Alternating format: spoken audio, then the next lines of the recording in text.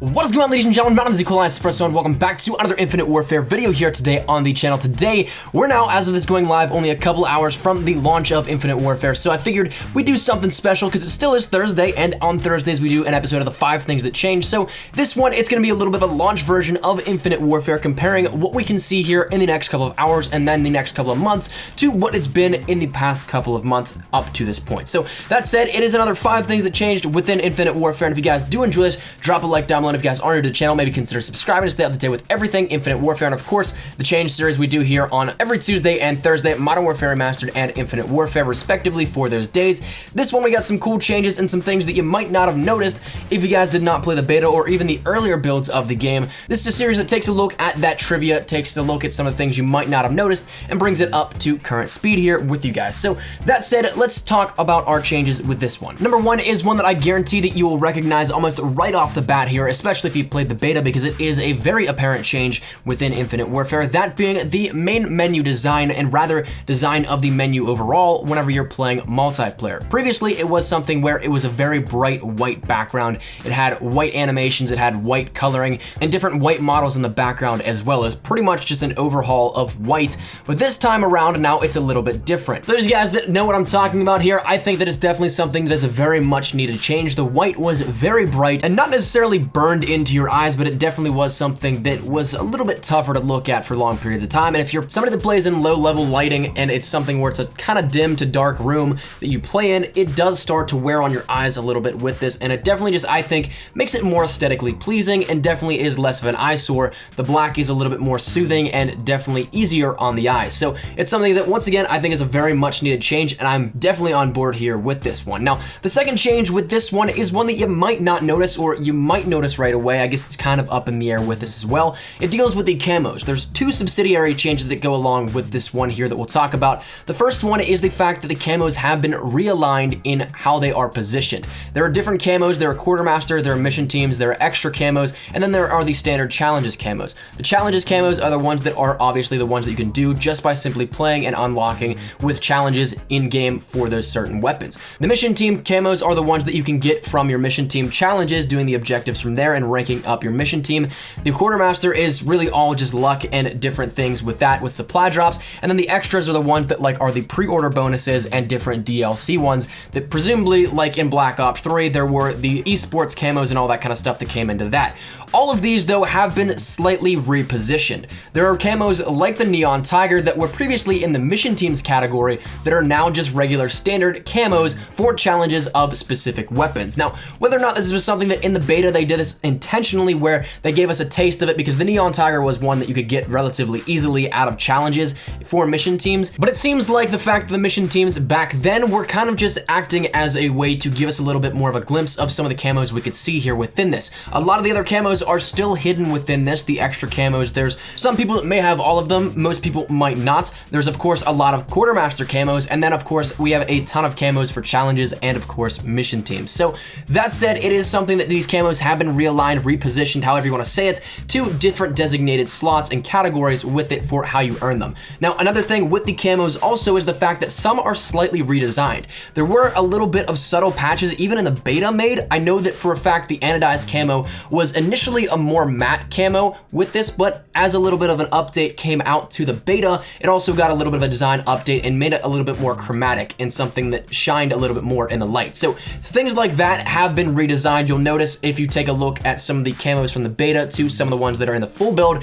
that there are some very subtle differences and ones that you might not notice unless you take a little bit of a microscope and fine comb it for everything that's different. But overall, it is something that once again does have a little bit of a slight redesign to it. Now, another big change here with this, and something that is different to the customization aspect of weapons, something that we have not seen in Call of Duty yet. It is something that's been out there. It's been in, I believe, Rainbow Six, that series, where it's something, there are accessories to the weapons, such as little keychains that you can put on the weapon. And as it stands right now, there are 3 multiplayer accessible ones. There are mission teams as well as quartermaster ones that'll be available too, but there are dog tags, a DOA tag or dead on arrival tag, and then a little bit of a demon skull here with this that you can put on your weapons and give it a little bit more of a flair to it. Right now, those are the only ones that I've seen here with this. Of course, as time goes by, mission teams and quartermaster ones will come out and we'll see more of those, but it is a nice little feature, I believe, to give a little bit more of a personalization aspect to weapons, weapons. We've seen camos, we've seen custom camos, we've seen emblems and all that kind of stuff be able to be placed on weapons, but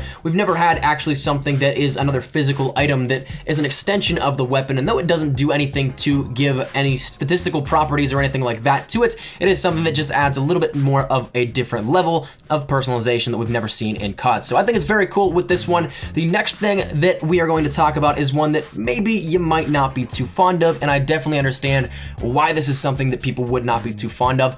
That being the fact that some weapon variants only come in supply drops. Now, this is something that a lot of people worried about for quite some time, especially since Advanced Warfare did something similar to this in the way that you got supply drops. The weapon variants were only available out of supply drops. It was something that a lot of people then outcried that it was pay to win, because the normal way that you would earn supply drops, it took some time. There would be a little bit of a grind that would have to go on, though I do believe right now, currently Black Ops 3 as well as Infinite Warfare have kind of more of a grind scheme to it and kind of a more presence on buying COD points and things like that. That's just my personal opinion here on this, but it is something that at the time a lot of people thought it was something that there was a lot of grinding that needed to go into getting supply drops by earning them, and then you had to test your RNG luck by getting certain weapons out of it, and that was something that people were not too fond of. Well, with Infinite Warfare, there was a nice little update to it, something that changed that system a little bit with salvage, the fact that you could earn those weapons legitimately. You could play through the mission teams, you could get supply drops and get extra salvage out of that, and then you could just earn weapons that you wanted to get. However,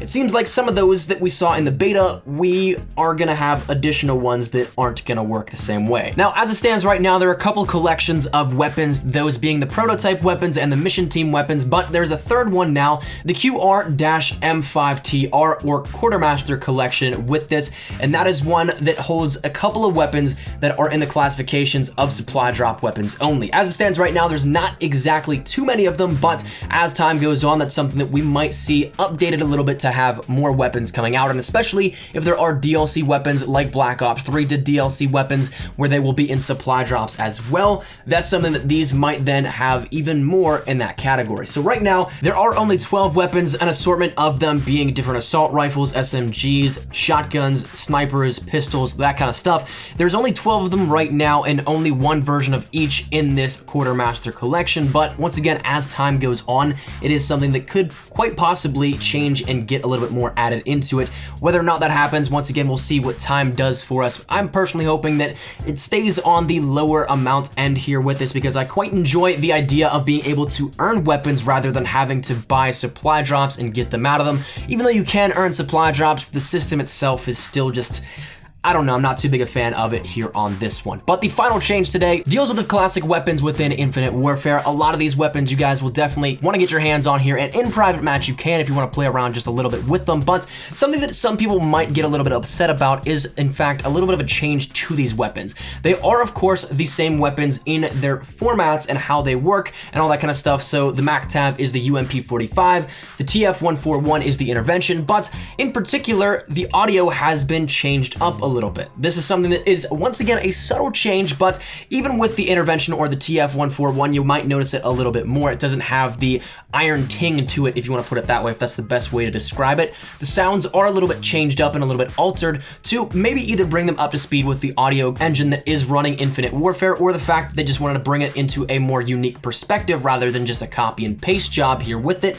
I don't know exactly which one it would be, but it was something that when I was watching some intervention gameplay and some UMP45 gameplay, I was just listening to the gun sounds, because the gun sounds for me are just absolutely beautiful on those weapons. I was listening to them and I didn't really notice that they were the same. They just felt different. So the more and more that I listened to them, the more and more I picked up on that they were slightly altered, they were slightly tuned here with it. And it's something that you might notice if you go into a private game and test these out. Whether or not they're reverted back, I'm not entirely sure. We saw cases where in Modern Warfare Remastered, weapons were reverted back to their original sounds, but this one, I don't know, because it is something that's supposed to be a classic weapon. It's a different format of how these weapons worked. They're not supposed to be copy and paste. So I guess that is something that time will tell, and we'll see here when the time comes with it.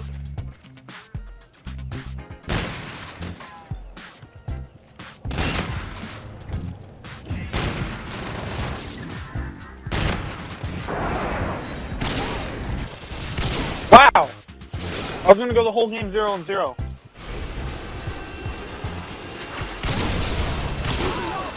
But that is where we're gonna wrap it up here today, ladies and gentlemen. Hopefully you guys did enjoy. If you guys are on Infinite Warfare right now, hopefully you guys are enjoying it. If you guys are like me that have a couple more hours left, hang in there, we're almost there. But if you guys did enjoy this little bit of a launch special for the 5 things that changed, make sure you drop a like rating down below. It really does help the video out, and of course shows that you guys do enjoy this series here. It's my favorite to do, so hopefully you guys are enjoying it and I'm doing my job keeping you guys entertained with it. And of course, if you guys are new to the channel, maybe consider subscribing to stay up to date with everything Infinite Warfare. Stick it right here on the channel. We're gonna have a bunch of guides, a bunch of tips and tricks, and of course a lot of streams coming up here. I got a bunch of plans to stream. I know some of you guys have expressed interest in that, and we're gonna be doing it here up on the channel. Like I said, we got a lot of cool stuff, so make sure you stick it here so you don't miss any of that. Thank you guys so much for watching. Mine's been COD Espresso. I will see you guys later. Take care. It's grind time. Peace.